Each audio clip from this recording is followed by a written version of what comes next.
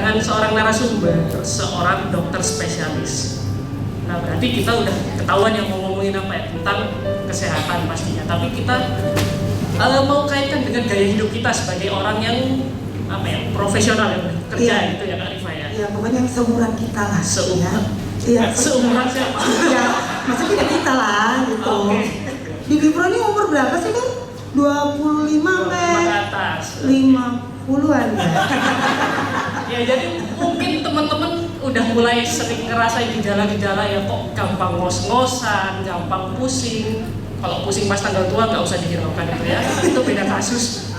Ya jadi malam hari ini kita akan langsung berbicara dengan pakarnya, dengan seorang yang memang sudah ahli di bidangnya ya. Jadi silakan teman-teman nanti kalau ada pertanyaan seputar mungkin sudah ada keluhan atau apa ya, silakan langsung tanya ke. Tapi jangan curhat ya. Iya. Silakan langsung tanya ke hotline-nya Bibi Pro ya. Kita tampil. Nggak perlu berlama-lama kayaknya Kak Rifa. Kita langsung panggil aja. Ya, kita duduk dulu. Narasumber kita, Dr. Bobby. Dokter spesialis penyakit darah. Silakan Dok.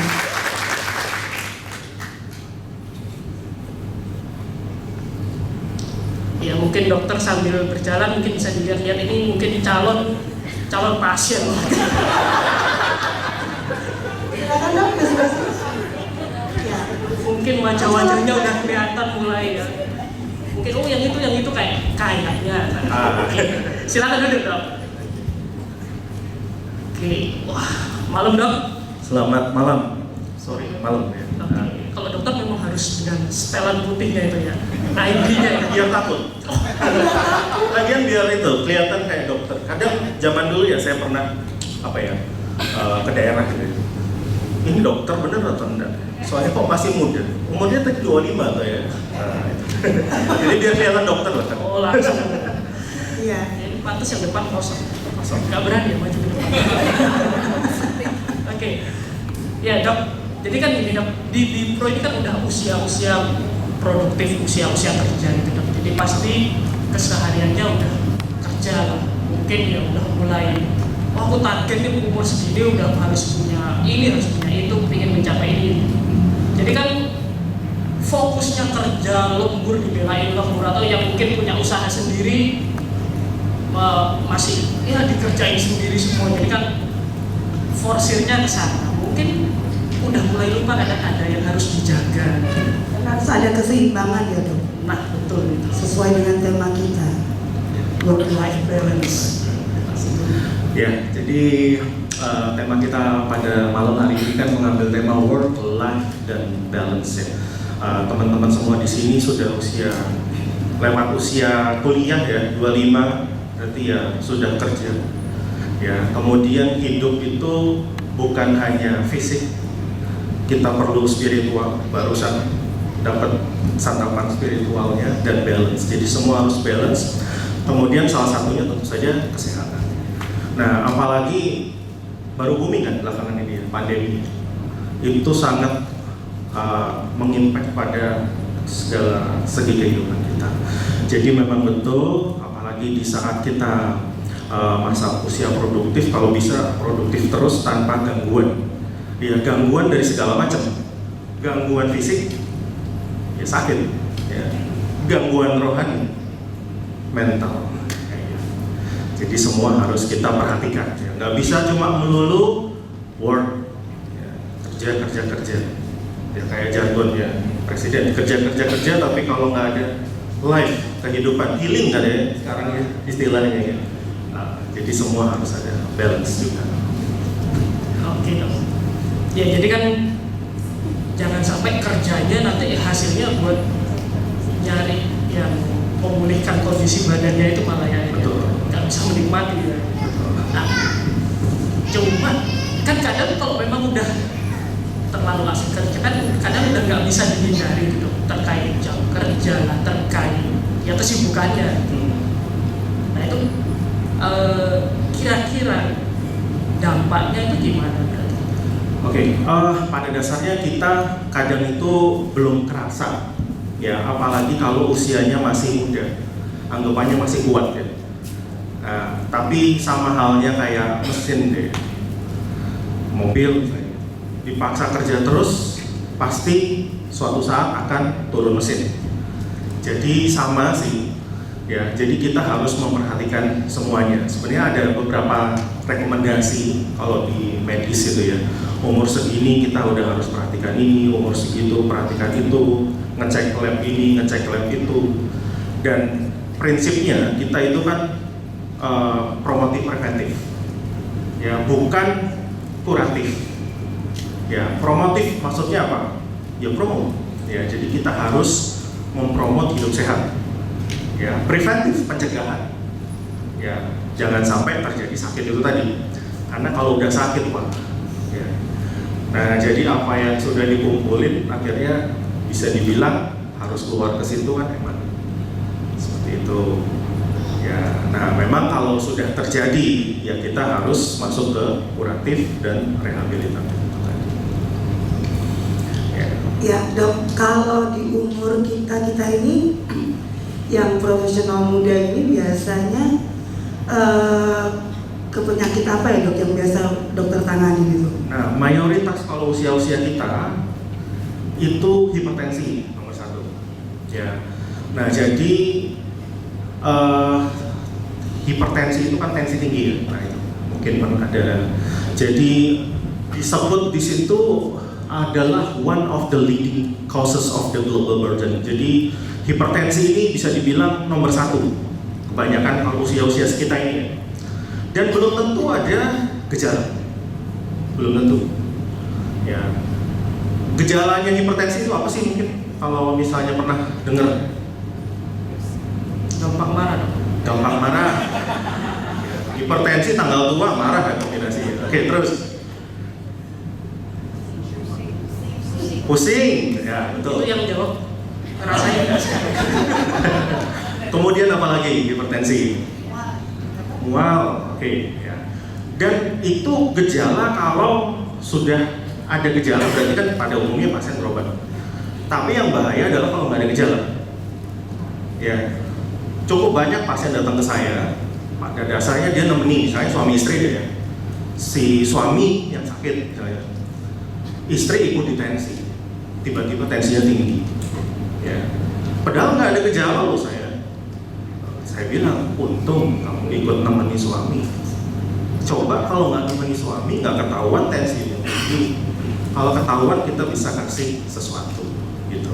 Nah jadi kalau ditanya yang nomor 1 seusia kita hipertensi. Ya, jadi seperti disebut di situ, hipertensi adalah nomor 1 dan dengan adanya hipertensi itu melipat gandakan resiko-resiko penyakit lainnya. Nah yang dimaksud hipertensi adalah mungkin udah pada punya ya alat tensi ya. Sekarang kan banyak tuh gampang ya. Jadi tensi digital. Memang sekarang udah harus pakai tensi digital semua. Nggak boleh yang air raksa lagi. Nah jadi tensi digital itu kan nggak perlu skill dokter. Ya tinggal masukin, jalanin, sudah masuk. Jadi yang disebut dengan hipertensi adalah kalau tensi di atas 140/99. Ya kita mulai dari atas, normal. Nah jadi semua yang ada di sini ketika usia dewasa, saya nggak ngomong anak kecil ya, jadi usia kecil beda lagi. Jadi dibilang dewasa itu kalau 12 tahun ke atas sih kalau di kita. Dibilang normal itu kalau tensi atasnya atau sistoliknya di bawah 120 dan tensi diastolik di bawah 80. Kemudian ada kriteria berikut prehipertensi 120-139 dan diastoliknya 80-89. Dimana kalau pas prehipertensi itu kita belum kasih medical therapy, obat. Ya, kita masih kasih warning kayak gitu. Warning untuk memperbaiki lifestyle. Ya, jadi dengan harapan jangan sampai jatuh kepada kondisi hipertensi. Nah, kalau sudah hipertensi 140 ke atas, nah mau nggak mau kita masuk. Kayak gitu, masuk obat hipertensi. Nah, jadi ya nomor 1 hipertensi usia. Kalau selain hipertensi, kalau sekarang itu kan juga kayak diabetes itu apa juga penyakit terbesar ya dok? Ya, jadi nomor 1 hipertensi, nomor 2 diabetes, memang betul sekali. Nah, jadi balik lagi saya tanya sekarang, kalau mungkin ada keluarganya punya diabetes, Mungkin teman-teman sekalian di sini tahu kalau gejala diabetes itu apa sih? Hah? Ngantuan, kemudian gampang lapar, lemes. Kok banyak semua itu? Ya. Nah, jadi semua yang dibilang itu benar. Tapi lemes, ngantuan, gampang lapar, kita ya gitu ya. Nah, apalagi kalau tanggal tua mungkin ya lemes. Makanannya itu Indomie atau apa. Nah, jadi itu kan gejala umum sebenarnya ya. Gejala umum yang mungkin sehari-hari, apalagi ketika kita capek kerja. Nah, makanya itu salah satu pentingnya screening. Simpel dengan ngecek. Ya, kalau mau simpel lagi yang dicetik di jari itu. Cepat. Kayak gitu. Jadi betul. Nah, diabetes ini. Jadi diabetes itu kita kita sebut sebagai penyakit metabolik ya. Dengan gambaran hiperglisemia. Nah, jadi hiperglisemia itu tinggi, glisemia berarti di dalam darah. Dan di dalam kita gulanya tinggi. Nah, apa hubungan hiperglisemia tadi dengan gejala? Jadi tadi ada yang ngomong ngantuan. Nah, hubungannya gini, ketika gula tinggi di dalam darah ya, kan kita kalau makan diserap di lambung, udah gitu masuk ke pembuluh darah, diedarkan seluruh tubuh. Nah, hubungannya kalau gula tinggi, gula itu nggak bisa masuk ke sel otot, sel lemak dan segala macam. Akhirnya dia cuma jalan-jalan di pembuluh darah, makanya jadi lemes. Karena gula yang ada masuk itu dia nggak bisa dipakai efisien. Ya, ngantuk kan berhubungan karena nggak bisa dipakai, ngantuk rasanya. Nah, kemudian sebenarnya kita ada gejala klasiknya diabetes sih. Kita sebutnya 3P. Polifagi. Polifagi itu gampang lapar. Polidipsi itu gampang haus. Poliuri sering kencing. Nah, jadi kalau mungkin ada teman-teman atau keluarga di sini dari rekan teman semua ngalami 3P itu, sering lapar, sering haus, sering kencing. Nah, ada baiknya coba mulai screening. Ya, karena prinsipnya adalah lebih baik mencegah daripada mengobati. Nah, sebenarnya diabetes itu bukan hanya diabetes ya, hipertensi disebabkan oleh interaksi yang kompleks antara genetik dan faktor lingkungan. Jadi memang genetik itu tentu saja masih berperan. Di samping lingkungan itu maksudnya ya lifestyle itu tadi, kerja, burnout, ya, makanan, gitu. Nah, spektrumnya mulai bervariasi, mulai dari berkurangnya produksi insulin. Jadi di tubuh kita itu ada pankreas. Pankreas itu letaknya di sini sebelah kiri atas ya. Dia memproduksi hormon insulin yang tujuannya untuk menurunkan gula darah. Jadi bisa berkurangnya produksi insulin atau nggak bisa pakai glukosa yang dimakan atau peningkatan produksi glukosa. Nah, ini nomor 2. Nah, bahkan dibilang mungkin pernah tahu juga tentang ada orang tiba-tiba kakinya borok. Udah coba obatin apapun, mulai dari pengobatan alternatif sendiri, pengobatan dari Google nggak sembuh, ya. Nah, tiba-tiba kita cek gulanya tinggi. Nah, jadi kalau diabetes selain dia faktor resiko untuk jantung, stroke, juga dibilang salah satu faktor yang sangat berperan pada gagal ginjal dan amputasi medik. Ya, jadi tiba-tiba kita harus amputasi. Gitu. Ya, itulah diabetes. Oke, dok. Tadi dokter kan sempat bilang salah satu faktornya kan genetik. Ya. Kalau udah, misalnya kita tahu orang tua dulu memang udah ada diabetes, apakah sudah pasti akan menurun ke kita atau gimana? Oke. Jadi genetik meskipun sangat berperan itu belum tentu. Ya. Tapi warning. Ya, jadi dalam arti kalau orang tuanya ada hipertensi, ada diabetes, kita harus lebih waspada anggapannya. Mungkin coba bisa dikasih slide yang tentang diabetes tipe 1, type 1, ada tulisan type 1. Nah, berikutnya lagi. Nah, ya jadi di sini saya sambil diri juga. Nah, jadi mungkin secara mudah diabetes itu dibagi 2, ya, tipe 1, tipe 2. Nah, tipe 1 itu mungkin orang taunya yang harus pakai insulin. Ya, tipe 2 belum tentu.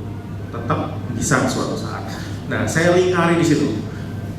Ya, diabetes mellitus tipe 1 pada identical twins. Jadi misalnya hamil, kembar, resikonya itu 30-70. Besar dong kayaknya ya.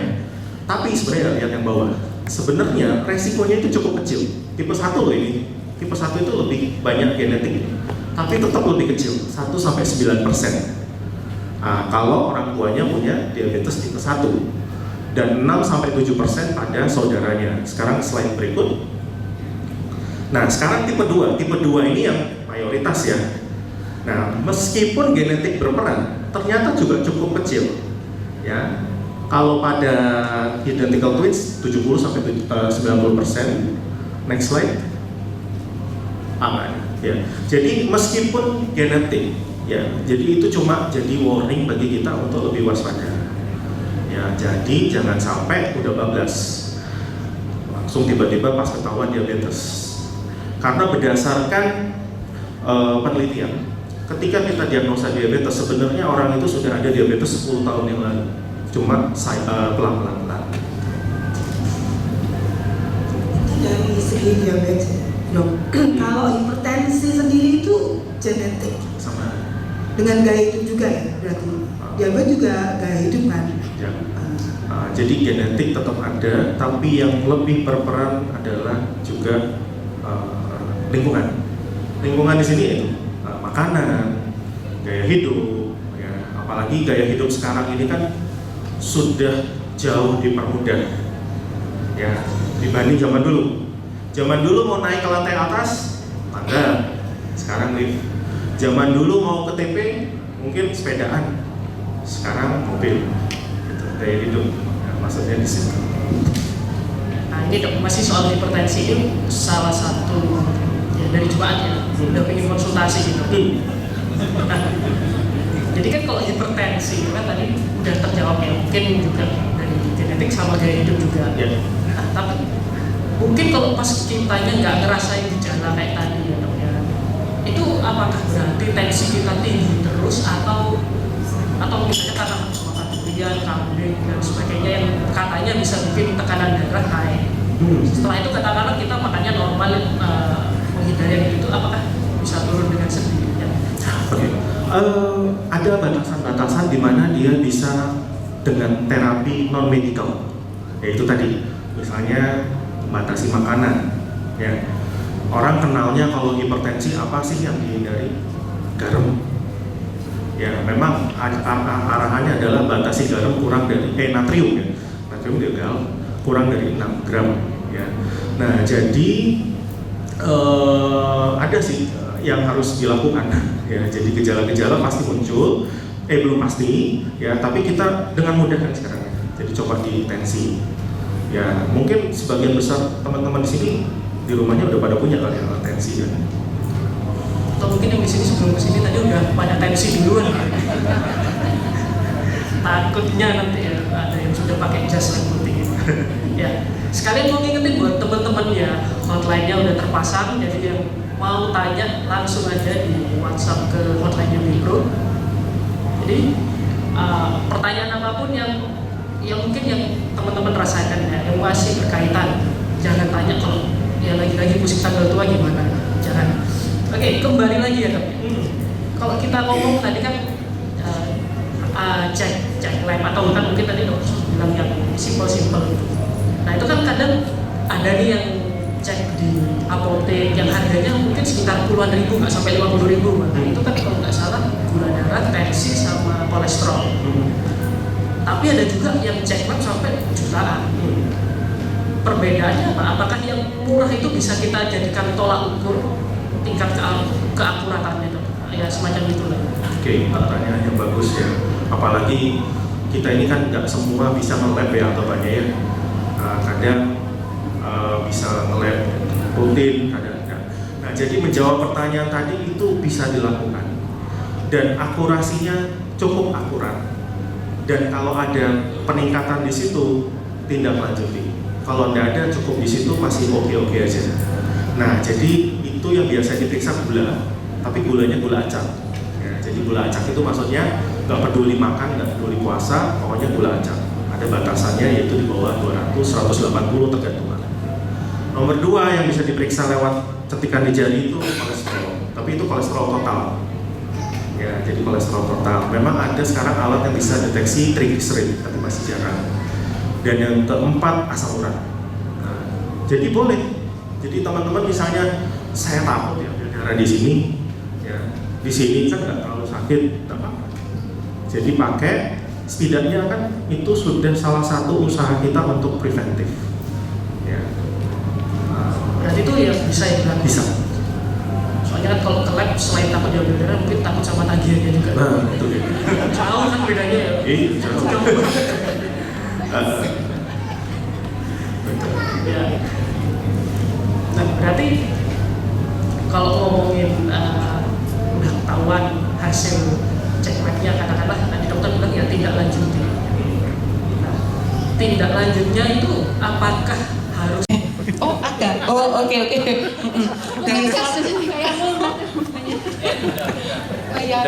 Ya ini, nah tadi sampai mana ya? Oh iya, ini.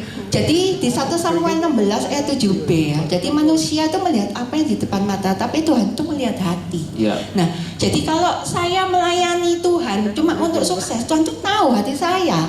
Oh ini nggak full heart kamu tuh, nggak beneran. Contoh lah, kalau orang yang pasangan bilang, oh aku sayang sama kamu, aku mengasihi kamu, aku melayani kamu, tapi cuma, aku melayani kamu, ngasihi kamu cuma supaya aku dapat sesuatu, ya itu kan nggak murni ya, gitu. Nah jadi menurut saya, jadi kalau pelayanan cuma sekedar supaya pekerjaan sukses itu nggak bener ya, karena yang harus benerin itu motivasinya dulu.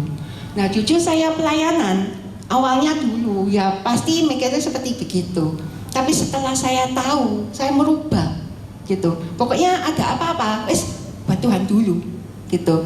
Sama di gereja meskipun sumpah-sumpah gitu ya. Kadang juga dengerin khotbah itu kadang juga mikir-mikir, oh ini nanti gimana. Tapi cepat-cepat kalau saya langsung sadar, saya langsung Berubah pikiran. enggak seperti gini ya, gitu. Jadi saya harus benar-benar, gitu. Jadi dalam setiap kalau kita mau pelayanan, misal ya contoh kita pelayanan, tadi kan pertanyaannya kalau pelayanan bisa membuat pekerjaan sukses, itu ya nggak selamanya benar. Contoh. Ya, misalkan ini contoh, aku sudah pelayanan dengan motivasi benar, tapi misalkan Tuhan izinkan itu pekerjaan saya nggak sukses, apakah saya motong? Ya enggak, ya toh, ya enggak, karena saya cuma mikirnya gini, ya toh, semua berkat itu datangnya dari Tuhan, ya toh. Nah, tinggal Tuhan itu melihat hati kita, kamu tak seperti gini nih, kamu jadi setia ambil aku enggak, gitu loh. Nah. Jadi sebenarnya kalau bicara tentang kesetiaan itu sebenarnya dalam ya, harus diproses. Ibaratnya kalau sebuah berlian itu prosesnya tuh amat sangat berat. Ya dipanasi, ya toh. Digosok, ya toh. Mungkin kalau berliannya berteriak ngomong, ajo sakit aku, ya toh. Tapi karena tetap setia menjalani prosesnya, ya toh. Enjoy the process gitu. Tetap saya yakin dan percaya, ya toh, berkat itu datangnya dari Tuhan. Dan memang benar di saat saya mengalami jalan buntu gitu ya, Tuhan itu ada aja, gitu loh. Kadang yang saya nggak mikir, tiba-tiba yang nggak ada di list, ya toh, tiba-tiba dia ngomong, muncul. Gitu. Iya muncul gitu. Yang berkat nggak dicari, datang sendiri itu ya. Iya. Ya itu sebenarnya jawaban-jawaban doa atau mungkin yang sudah seri tabur ya, artinya yang ketulusannya, kesetiaannya, bagaimana itu melakukannya karena untuk Tuhan. Jadi Tuhan tahu timingnya, waktunya, akhirnya datang sendiri berkatnya itu kan. Iya. Oke, luar biasa itu sih. Saya rasa bagi kita teman-teman ya, setiap kita pekerjaan apapun tidak luput dari itu semua. Kalau kuncinya betul tadi prioritasnya Tuhan, berkat itu kalau dikejar kayak apapun, kalau belum Tuhan kasih ya nggak akan kena. Tapi kalau udah waktunya tiba-tiba datang sendiri, ya itulah sebenarnya jawaban doa yang mungkin udah Tuhan tahu waktunya tepat buat kita semua. Amin. Luar biasa. Oke, itu kita boleh menangkap banyak hal lah. Tadi saya tertarik sekali mengenai bagaimana prioritas hidupnya, prioritas pelayanannya. Sebenarnya bukan pekerjaan yang prioritas, namun Tuhannya dulu. Sehingga itu boleh melihat bagaimana cara Tuhan menolong day by day, bahkan sampai sekarang udah 10 tahun ya. Udah kemana aja? Ajak gitu aja malah pergi. Iya, nih kali tak ajak tapi jadi tim saya ya. Atau enggak gitu kalau nggak mau jadi tim saya nggak apa-apa. Tak ajak tapi bayar sendiri. Takut. Soalnya saya sudah Bercanda pernah ya? ditingin. Oh gitu ya, udah pernah ya? Pernah, Oh. dan tidak ada motivasi untuk kembali, makanya. Iya. Ya, apalagi Kak? Oke, ini ada pertanyaan lagi. Ci Sherly ini kalau saya lihat kan setia banget di pelayanan. Dari awal sudah seperti ini atau pernah dijamah khusus oleh Tuhan, jadi bisa setia banget di pelayanan. Kalau di pekerjaan tadi kan ada callingnya. Nah kalau di pelayanan itu yang memutuskan untuk jadi usher itu apa? Kalau saya lihat kan usher banget, pelayanannya kan kayak usher banget gitu kan, mukanya tuh sudah teduh gitu, wajah-wajah. Nah, just full senyum gitu ya. Iya, benar senyum. sekali. Nah, jadi ini berarti balik lagi ya. Balik lagi. Nah, jadi saya ini berasal dari keluarga bukan keluarga Kristen sebenarnya. Oke. Nah, tapi sejak sekolah SD, teman-teman saya tuh banyak yang Kristen. Nah, saya lihat mereka tuh komunitasnya tuh kok asik-asik ya. Saya punya kerinduan. Jadi kerinduan saya tuh dari SD sampai kuliah itu belum dapat komunitas. Yes. Nah, singkat cerita, karena saya rindu, saya kan juga berdoa-berdoanya bukan seperti sekarang. Kalau dulu kan cuma sekedar berdoa gitu tok ya, rutinitas. Jadi akhirnya Tuhan pun juga menjawab kerinduan saya. Tahun 2010 itu saya masuk di FA. Oke. Nah, saya masuk di FA. Nah, lalu 2012 itu saya diajak pelayanan. Nah, diajak pelayanan itu pun saya juga nggak tahu mau pelayanan apa. Ya, jadi saya waktu itu dibilangi kamu pakai dress code ini ya. Nanti kalau sudah kamu datang ke Oning, ya di Oning ini di belakang. Oke. Gitu. Nah, jadi pada saat saya datang, saya cuma gini, ini tugas saya ini ngapain? Ya toh, saya diajari, ya pokoknya belajar berani ya. Kalau menurut saya mengantarkan jemaat duduk dan sebagainya. Kadang saya ngantar jemaatnya sudah duduk pun juga benar. Kalau dulu malu-malu, sekarang malu-maluin. Nah gitu. Nah jadi memang yang membuat saya itu jadi selama 2010 itu kan di FA. Itu memang prosesnya nggak mudah ya. Jadi apalagi kalau di FA itu kan kita berhubungan dengan manusia ya, bukan dengan barang. Yang namanya gesekan itu sering sekali terjadi. Nah disitulah saya belajar. Saya belajar yang namanya komitmen itu seperti gimana, yang namanya setia itu seperti gimana. Saya pun juga belajar, Tuhanku itu ternyata Tuhan yang pengasih itu seperti gimana. Tuhan yang cemburu itu seperti gimana. Saya tuh belajar melewati proses sepanjang itu. Gitu. Wow. Nah, kalau tadi kan kalau di akhir kan lebih banyak kita menyapa terus mengantarkan orang duduk kan seperti itu. Nah, tapi setahu saya Cece ini kan juga seorang gembala FA. Nah, kan pelayanan yang nggak cuma sekedar menyapa dan mengantarkan duduk. Nah, sebagai gembala FA itu gimana kalau menurut Cece sisi pelayanan yang kan beda pasti dari sharing kehidupannya atau mungkin banyak hal untuk bagi ke teman-teman FA. Nah jadi saya kan diizinkan mengembalakan di FA Hermon ya, itu sebelum COVID ya, saya lupa tahun berapa. Nah awalnya pun saya juga berdoa sama Tuhan ya toh, Tuhan pokoknya saya tuh mau belajar gitu, Tuhan ajari saya ya, bimbing saya gitu. Nah saya pun juga waktu itu saya pun juga bilang ke anak-anak FA saya ini posisi belajaran ya. Kalau ada yang salah kamu nggak apa-apa negur aku. Jadi saya tuh terbuka dengan kritikan gitu supaya saya lebih maju lagi. Nah memang sebenarnya jadi gembala FA pun sebenarnya nggak terlalu jauh dengan pekerjaan saya, sama intinya. Jadi bisa dikata saya dengan anak-anak FA saya yang apa ya, yang sekitar 10-an itu kebanyakan saya itu tahu rumahnya di mana, terus begitu dia tinggalnya sama siapa, kerjanya di mana, pokoknya intinya tuh saya tahu gitu. Nah kadang juga mereka tuh kadang ada yang PM juga, WhatsApp pribadi, mau apa cerita, berkeluh kesah ya toh, ngalor ngidul ya nggak apa-apa gitu. Nah memang kadang ada juga yang kadang itu pagi-pagi sudah telepon gitu, saya bilang nanti dulu ya gitu. Nah memang saya kenapa kok saya mau direpoti, saya cuma mikirnya gini, semua orang itu pasti mengalami masalah. Nah saya kan di sini kan terbeban ya, jadi mempunyai suatu kewajiban ya. Jadi kalau menurut saya, kalau saya diizinkan menjadi seorang gembala, itu seharusnya saya itu harus lebih kuat dibanding anak-anak saya.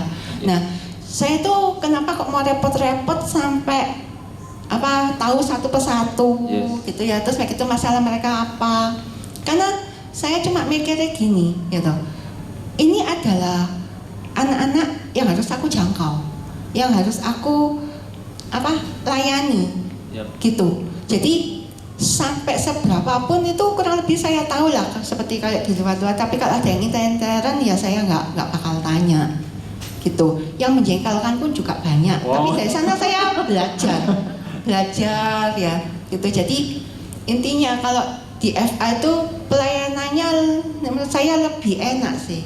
Jadi apa ya, kadang saya juga ada keakraban sendiri gitu, misalkan ayo apa kayak nanti kita rencana ada bakar-bakaran juga. Karena kalau nggak salah saya juga nggak terlalu paham ya, maksudnya karena tentang diet itu ada bidang ilmu sendiri yang jelimet itu. Ya kalau kita belajar mungkin rambutnya putih semua nanti. Ya jadi ada yang intermittent fasting, kalau nggak salah nggak tahu, koreksi ya. Jadi katanya ada yang diet cara lain itu cuma makan lemak. Iya, jadi dia menghindari karbo, tapi yang dimakan lemak gaji-gajian gitu, dan kurus dia memang. Tapi labnya acak-acakan. Nah jadi memang kalau diet tadi gimana cara mau turunin berat, terus terang memang kita ini usia kita nambah, metabolisme kita juga berbeda zaman dulu. Contohnya saya sendiri gitu. Saya waktu SMP, SMA makan mie instan 4 bungkus itu nggak gemuk. Sekarang makan dikit itu rasanya gemuk. Ya karena semakin usia metabolisme kita beda. Nah maksudnya adalah kita lebih perlu usaha ekstra. Ya untuk bisa turun tadi, kalau udah makin usia ya, usaha ekstranya apa? Jaga makanan, dan makanan itu maksudnya dengan memperbanyak serat akhirnya. Dan exercise, nggak ada pilihan kalau ya. Mau yang instan biasanya sesuatu yang cepat juga hilang ya. Ya gitu. Oke, harus exercise. Olahraga itu penting ya, Ko. Nggak usah ngiklan. Oke. Ya, ini menarik ya. Tadi dokter bilang semakin bertambahnya usia metabolisme kita kan semakin menurun maksudnya. Mungkin teman-teman di sini juga tahu, mungkin pernah timbang di timbangan yang lebih kompleks yang katanya bisa ukur visceral fat dan sebagainya. Itu kan ada body fat, body age. Itu yang katanya usia metabolisme tubuh kita. Nah, kan katanya kalau usianya di bawah usia kita, katakanlah kita usia 35, body age-nya 27. Apa itu bisa dijadikan acuan? Oke, berarti kita dalemannya kita itu sehat. Oke, bagaimanapun juga itu alat yang sebenarnya kelihatannya simpel ya, cuma duduk terus pegang tangannya ya.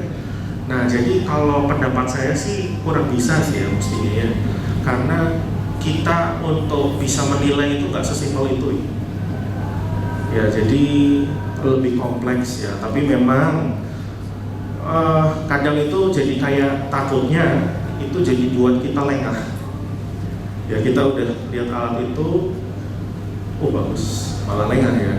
Tapi ya kurang paham sih saya kalau tentang itu. Tapi mungkin coba tindak lanjuti dengan yang amankan yang lain kayak gitu. Nanti gimana juga ya tetap cek lanjut. Tetap sih akhirnya. Oke, Kak Ivan bisa janjian kan? Kerja. Itu kan kalau kita di luar dulu.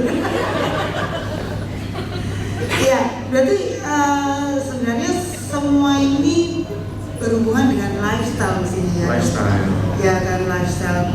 Menurut dokter kalau seumuran kita gini, lifestyle yang bagus itu bagaimana sih? Lifestyle yang bagus. Kayak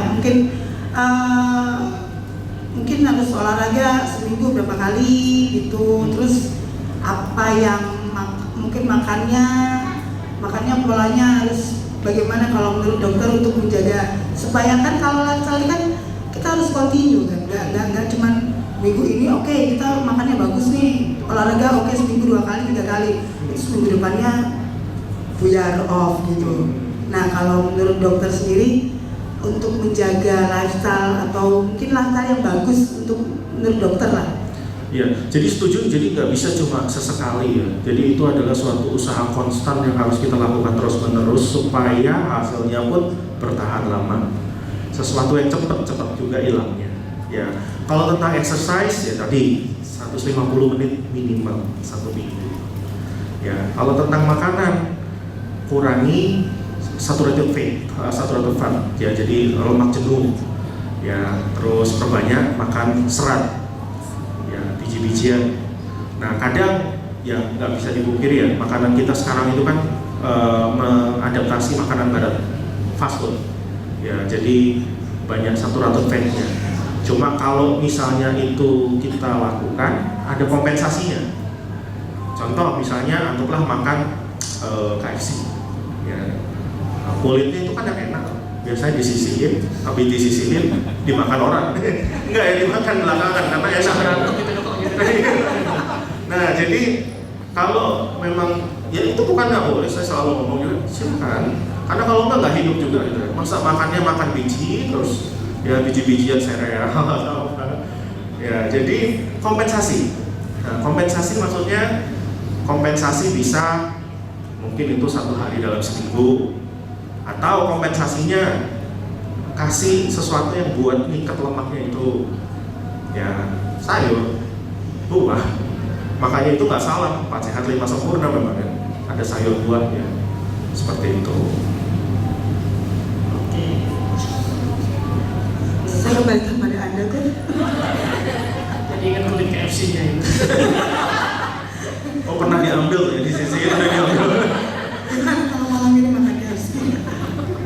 Ya berarti kalau kita ngomongin soal lifestyle, kembali lagi di sini kan kita udah usia kerja yang kadang jam kerja menuntut hidup kita sendiri ini jadi gak teratur.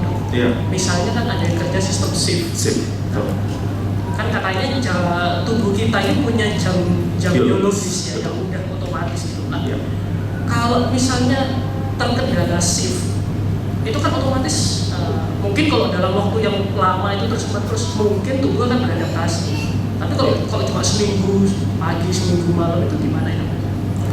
Nah itu dia, itu jadi kita harus lebih pintar-pintar mensiasati ya. Nah kadang dari perusahaan itu pun juga kan pasti ada rollingan ya, nggak mungkin malam terus, nggak mungkin pagi terus ya kalau yang sisifan ya. Jadi kadang ada yang dari pagi. Kalau di kita sih kalau misalnya perawat ya, atau dari perawat di rumah sakit, biasanya shiftnya itu pagi-pagi, besoknya siang-siang, besoknya malam-malam, libur, balik lagi pagi-pagi. Nah jadi pasti ada seperti itunya. Dan benar tubuh kita punya jam biologis, dan jam biologis tidak bisa dibohongi. Nah makanya mungkin kenal istilah jet lag. Dari sini ke luar negeri yang beda time zone, nah, kita kan jet lag, kita harus menyesuaikan lagi. Dan jam biologis itu ngikuti matahari, nggak kayak Superman aja ngikuti matahari, kita pun ngikuti matahari. Ya, termasuk regenerasi otak.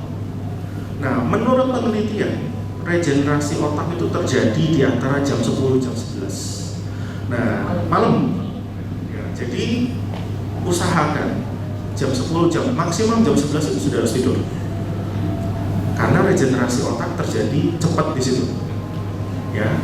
Dan tidur yang disarankan pada orang seusia kita ya 6 sampai 8 jam. Ya.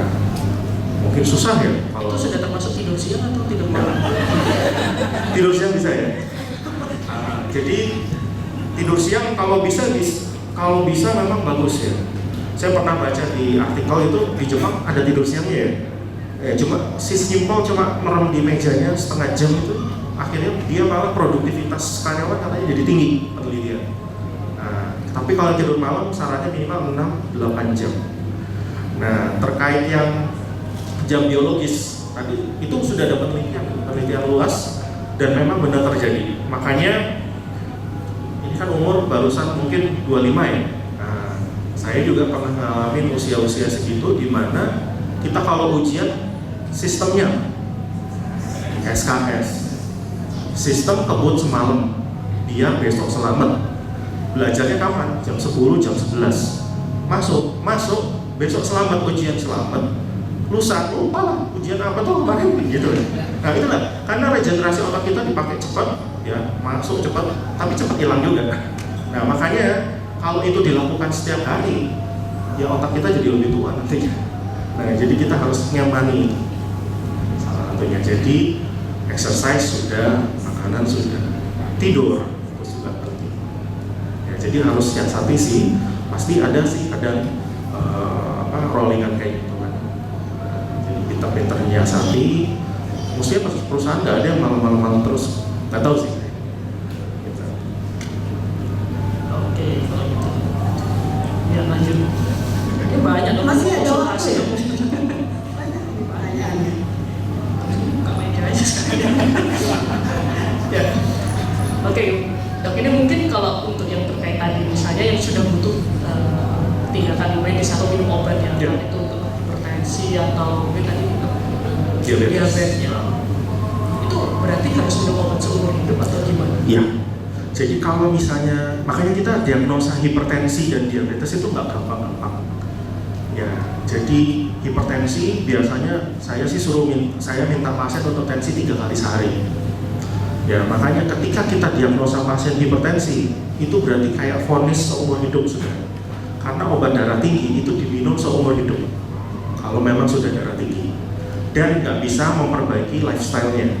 Contoh tadi salah satunya berat. Kalau beratnya bisa balik ke ideal, ada pasien yang bisa tensinya normal. Nah, tapi kadang kan nggak semudah membalik telapak tangan nurunin berat itu. Nah, akhirnya ketika kita nunggu itu mau nggak mau kita masuk obat.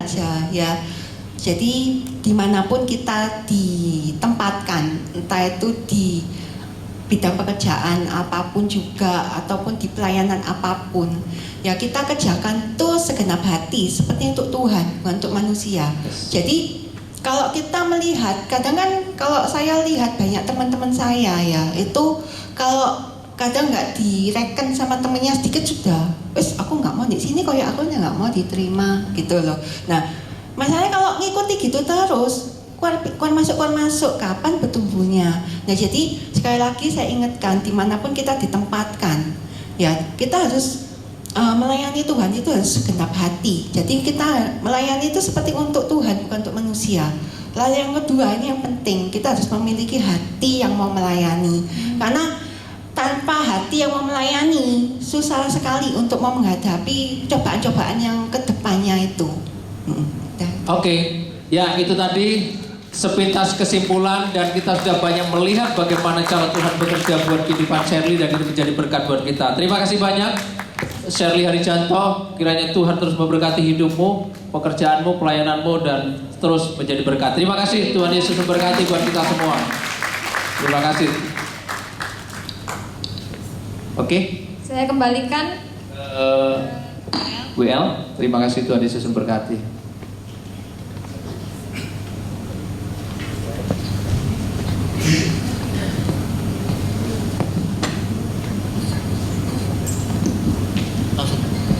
Baik, puji Tuhan. Sekali lagi berikan tepuk tangan yang paling dahsyat buat Tuhan kita. Amin. Semua diberkati, amin. Yang paling sana generasi saya yang paling keras yang sebelah sini. Semua diberkati, amin. Iya, puji nama Tuhan. Saya tadi menggarisbawahi satu kata dari, saya tidak mau terjebak sama Jerry. Tadi panggilnya apa? Kakak ya, enggak. Kita so imut ya. Padahal waduh murid. Iya, sama Shirley tadi itu apa ya? Teduh gitu. Pikiran saya langsung apa? Pohon beringin. Saya bercanda ya Shirley ya. Bercanda. Iya. Ya memang saya melihat bahwa Shirley setia itu. Ya teduh memang itu. Teduh itu. Maksudnya teduh, adem gitu ya. Ntar kamu berteduh, Jar. Puji nama Tuhan. Ya, tiba saatnya kita akan memberikan persembahan yang terbaik. Kita mau siapkan yang terbaik buat Tuhan, amin. Ya, sebelum kita memberi, sama-sama kita berdoa. Bapak, kami mengucap syukur untuk malam hari ini Tuhan. Engkau mengajarkan kepada kami bagaimana kami harus profesional di dalam pekerjaan kami. Kita nggak mudah-mudah untuk mendiagnosa seorang diabetes. Kita harus memenuhi unsur ini, yang nomor 3. Karena ketika ya diagnosa diabetes seumur hidup. Nah, terus kalau diantaranya itu kita sebutnya pre-diabetes. Ya, jadi pre-diabetes itu tadi kita belum pakai obat, kita ngasih arahan perbaiki lifestyle, makanmu kayak gitu. Ya, jadi ya seumur hidup. Oke, kok sudah harus minum obat seumur hidup, berarti kan apakah ada dampaknya buat ginjal? Oke, itu yang cukup sering. Bagus pertanyaannya ini. Siapa yang nanyain? Kasih aja. Jadi itu sebenarnya stigma yang salah. Ya, obat darah tinggi, obat diabetes yang diminum seumur hidup aman bagi ginjal. Tentu saja kita bakal memilihkan obat sesuai profilnya si pasien. Jadi memang ada batasan-batasan, ya. Kadang bebas kita bisa pakai apapun, tapi kalau sudah kena ginjalnya misalnya ya, itu kita nggak boleh, kalau obat diabetes kita nggak boleh pakai yang mungkin pernah dengar namanya metformin. Nah, metformin itu kan obat diabetes yang murah meriah, kita tahu benar efeknya, efek sampingnya. Nah, kadang kita nggak bisa pakai itu. Nah, tapi justru kebalik stigmanya. Orang-orang, pasien-pasien itu kadang, dok nanti kalau saya suruh minum obat darah tinggi, diabetes jangka panjang seumur hidup, nanti ginjal saya rusak. Kebalik. Justru melindungi ginjal.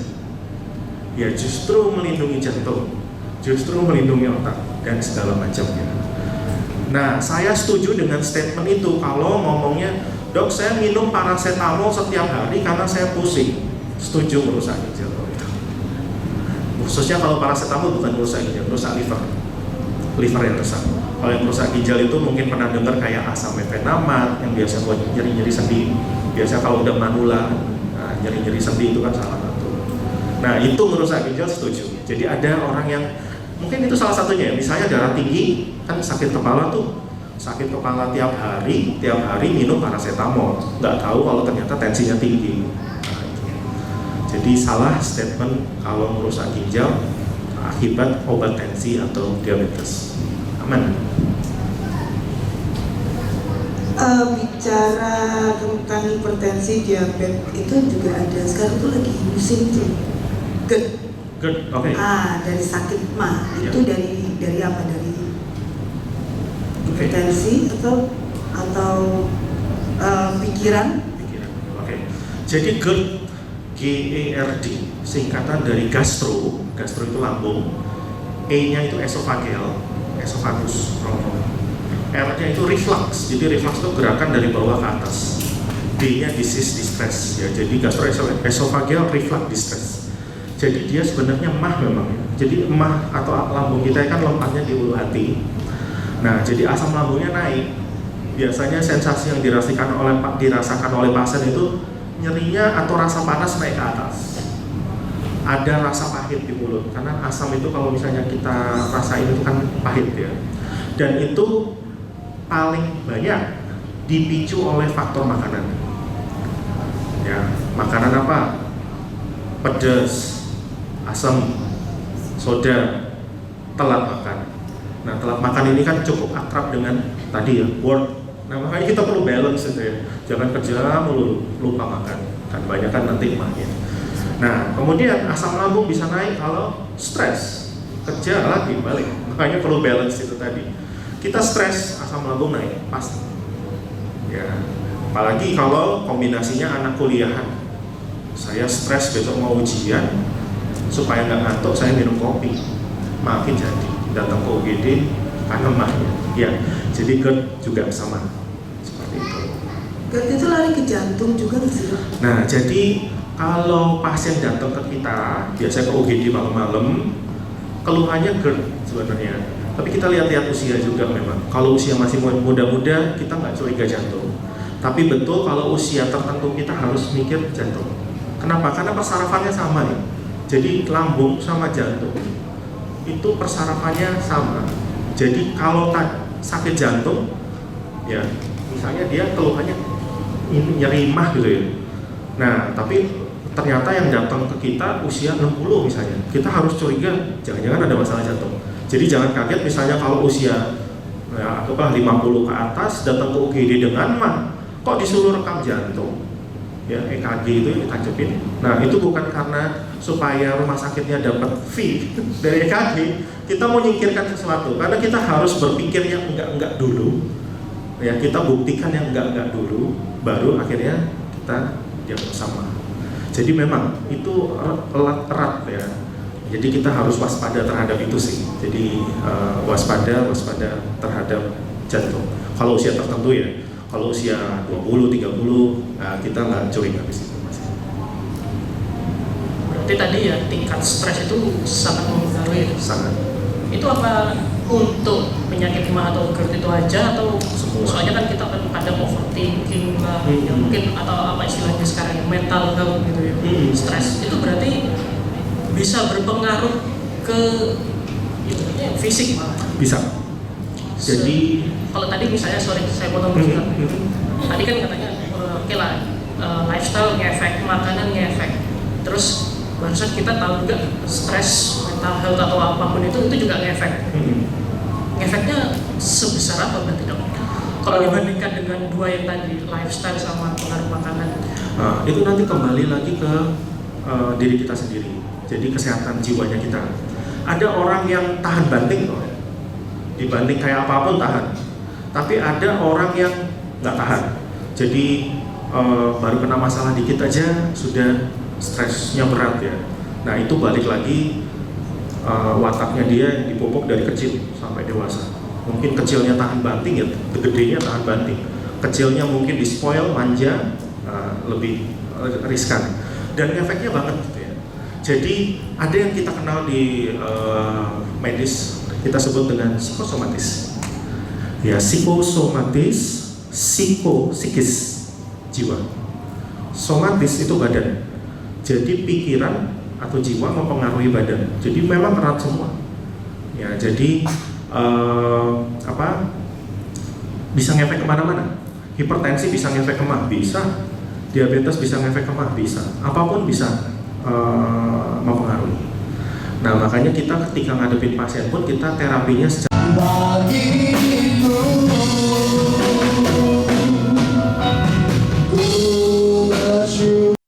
jalannya kayak gini, raut mukanya kayak gini, kita sudah lihat dari awal. Begitu kita tanya anamnesa kita sebutnya. Sebenarnya pemeriksaan ya ketika kita pakai stetoskop itu bisa dibilang cukup kecil. Tapi yang paling besar adalah anamnesa, nanya-nanyanya. Nah, jadi apa yang kadang dianggap tidak bermakna bagi pasien, belum tentu tidak bermakna juga bagi kita. Makanya kita kadang jangan heran, kadang nanyanya itu aneh-aneh. Ya, saya sakit ini kenapa ditanya itu? Nah, padahal kita lagi mau gali di situ. Ya, jadi sangat ngefek psikosomatis, mental health, pikiran ngefek. Ini ada satu lagi tentang yang di tengah kemajuan teknologi kan sekarang ini orang suka searching di Google gitu kan, kayak self diagnosis. Jadi kalau menurut dokter fenomena ini terus faktor resikonya gimana dok? Oke, jadi itu kayak pisau bermata dua. Di satu sisi kita bisa dapat informasi banyak, tapi di sisi lain ada bahayanya memang ya. Nah jadi kita harus arif dalam sikapi itu sih ya. Jadi memang entah ya, sekarang ini kan banyak yang digantikan oleh AI ya, chatbot ya. Nah saya nggak tahu, semoga saya masih punya lahan pekerjaan. Kayaknya nggak bisa karena medis itu begitu kompleks ya. Jadi nggak semudah bertanya di Google langsung keluar kayak gitu. Ya sama seperti yang tadi saya bilang, kita nanyanya macam-macam karena kita punya maksud untuk nyingkirkan yang lain-lain. Nah, jadi kalau misalnya teman-teman ada browsing, saya keluhannya gini, masuk keluar di Google, oh kamu sakit ini. Nah, jadi jangan percaya langsung. Ya, jadi kita harus arif dalam menyikapi kemajuan teknologi. Tanyalah pada orang yang lebih pintar, dukun maksudnya. Salah ya, dokter maksudnya. Ya, orang pintar itu. Ya, jadi itu sih harus bijaksana dalam menggunakan teknologi. Oke, dok. Ya ini ada yang pertanyaan, mungkin ini pertanyaan terakhir mungkin sebelum kita masuk ke kesimpulan ya. Kalau multivitamin, dok, apakah itu aman diminum tiap hari? Ada pengaruhnya nggak untuk jangka panjangnya pastinya? Oke, jadi multivitamin, multi itu banyak, vitamin itu ada banyak, vitamin A, B, C, D, E, H, ya. Nah, apalagi sekarang zamannya COVID, ya, orang berlomba-lomba minum vitamin, dan setuju kalau ada indikasinya, ya karena pada prinsipnya sesuatu yang berlebihan nggak baik, sesuatu yang kurang nggak baik. Dan pada dasarnya lagi, kalau kita makannya bagus, kebutuhan vitamin kita itu cukup tercukupi kalau makan kita bagus ya. Nah, tapi tanya kalau tadi multivitamin baik atau enggak? Jawabannya boleh pada dasarnya dikonsumsi, tapi jangan lupa minum. Cukupi kebutuhan airnya. Air itu kan disarankan 8 gelas ya, 2 liter minimal ya. Minimal sehari. Kebanyakan mungkin teman-teman nggak sampai. Bisa ya, lupa kerja, ada deadline dari bos, lupa minum ya. Nah, jadi boleh vitamin, tapi penuhi kebutuhan cairan. Nah, gejalanya apa? Kalau kencing, lihat warnanya apa. Kalau misalnya kuningnya pekat, nah itu berarti vitaminnya sebenarnya lagi dibuang, alias kurang minum. Jadi jangan sampai kencing itu warnanya pekat, buat sebening mungkin, berarti itu tubuh nggak kurang. Karena itu sebenarnya penanda bahwa ginjal kita kerjanya keras kalau pekat itu ya. Nah, kemudian saya kasih petunjuk lagi, vitamin itu kan ada A, B, C, D, E, K, H. Nah, sebenarnya cuma 2 vitamin yang jangan terlalu banyak, karena dia susah dibuang oleh tubuh. Vitamin apa itu? Mungkin kalau ingat pelajaran waktu SD, SMP, pernah nggak dapat singkatan ADEK, ADEK ya. Nah, jadi ada 4, vitamin A, vitamin D, vitamin E, vitamin K, itu vitamin yang larut lemak. Nah, namanya larut lemak, kalau tubuh kebanyakan vitamin ADEK itu tadi, tubuh susah buangnya. Nah, tapi kalau vitamin lainnya ya, B, C, itu vitamin yang larut air. Jadi kalau mau minum banyak pun sebenarnya tidak apa-apa, asal banyak minum, gitu. Ya. Nanti kembali lagi jangan berlebihan juga, meskipun kelihatannya itu baik untuk tubuh. Ya.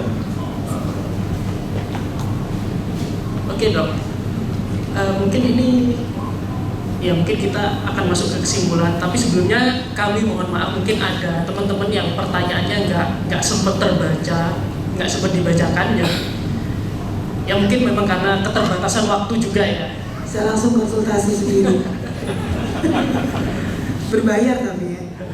Iya, enggak ya? Oh iya. Kok Kak Rifa yang mutusin? Karena aku jadi manajernya deh. Oke, mungkin lebih ke kesimpulan kan dok sekarang untuk kita mungkin punya statement buat sebagai closing statement ya, balik lagi kita harus selalu balance ya pada dasarnya ya. Jadi jangan melulu kejar kerjaan ya, kita harus balance terhadap kesehatan mentalnya kita. Fisik harus ada balance dengan mental ya. Kemudian kita harus peka terhadap apa yang tubuh kasih tanda ya. Sama kadang mungkin kayak di sisi rohani ya, kadang mungkin kita nggak peka apa itu. Ya ini ada ayat ya teman-teman ya. Ya di sini kan tertulis, atau tidak tahukah kamu bahwa tubuhmu adalah bait Roh Kudus yang diam di dalam kamu, Roh Kudus yang kamu peroleh dari Allah, dan bahwa kamu bukanlah milik kamu sendiri. Jadi ini Setuju banget, itu udah kesimpulan yang bagus. Ya, ini kan kalau dari sisi rohani. tapi setuju. Ya, karena kadang juga jangan sampai Tuhan yang negur tuh ya. Wah, ya itu serem. Ya, Tuhan yang negur itu, aduh, bahaya. Jadi kadang itu kita harus peka. Ya, tapi memang kadang kita tidak tahu jalannya Tuhan ya. Ya, kadang kita misalnya lihat di gambar, saya dari sini pingin ke sana. Ya, tujuannya di sana. Sama Tuhan dikelok-kelok-kelok-kelokan dulu, nyampe juga. Nah, itu harapannya kan kita bisa peka. Ya, terhadap tanda yang diberikan oleh tubuh. Dalam hal saya berarti kan peka terhadap tandanya kita. Sakit kepala kayak apa kayak. Ya, jadi setuju kita harus aware ya. Dan harus balance, ya. Jadi healing, healing semuanya, healing fisiknya, healing jiwanya, seperti itu. Jadi harus balance. Dok, secuil lagi ya dok ya. Mungkin kita ini bukannya nggak mau hidup sehat, ya pola hidup sehat. Mungkin juga karena ya kembali lagi tadi keterbatasan waktu atau alasannya itu ya waktu. Juga mungkin pengaruh makanan sehat itu kok relatif lebih mahal sih daripada yang makanan yang bikin sakit gitu ya. Nah, dokter Dan lebih enak. Iya, ya bandingin aja harga salad yang bermerek kan udah berapa puluh ribu mungkin sampai ratusan ribu, yang Indomie berapa ya? Gak apa-apa lah ya sebut merek dikit ya. Nah, mungkin dokter bisa kasih sedikit dong, entah itu apa ya? Ya ayolah kamu harus hidup sehat karena apa gitu. Pada dasarnya setuju nggak setuju sih dengan statement yang tadi ya. Karena gampangannya gini deh, pernah nggak makan gado-gado? Ketika namanya gado-gado murah 10.000, nyampe hotel namanya jadi salad 50.000. Jadi pada dasarnya nggak melulu yang mahal. Ya, jadi yang sehari-hari pun kita ini kayak makanan kayak gitu pada dasarnya Indonesia ya. Ya, kalau dari Jawa Barat ada apa? Lotek. Ya, di sini ada pecel, gado-gado gitu ya. Nah, jadi itu kan hal yang murah meriah tapi sehat. Ya. Nah, jadi kesehatan itu dimulai dari hal yang simpel dan nggak mesti mahal. Ya, jadi bisa. Kesehatan itu Kesehatan pilihan juga. Pilihan, hidup pilihan. Mau sakit, mau sehat, Iya. pilihan dari kita ya dok. Iya. Berdoa dan bekerja, kita udah berusaha, semua serahin. Oke, terima kasih banyak Dokter Bobby. Iya. Oke, terima kasih. Semoga terberkati ya, terpuaskan. Semoga terberkati dan pastinya semoga banyak dapat wawasan baru ya mungkin. Atau mungkin tadi yang tanya-tanya semoga menjawab pertanyaannya. Kalau nggak nanti bisa langsung hubungi Dokter Bobby sendiri. Melalui saya, enggak. Bercanda. Oke, saya Kurniawan. Saya Rima. Terima kasih, Tuhan Yesus memberkati.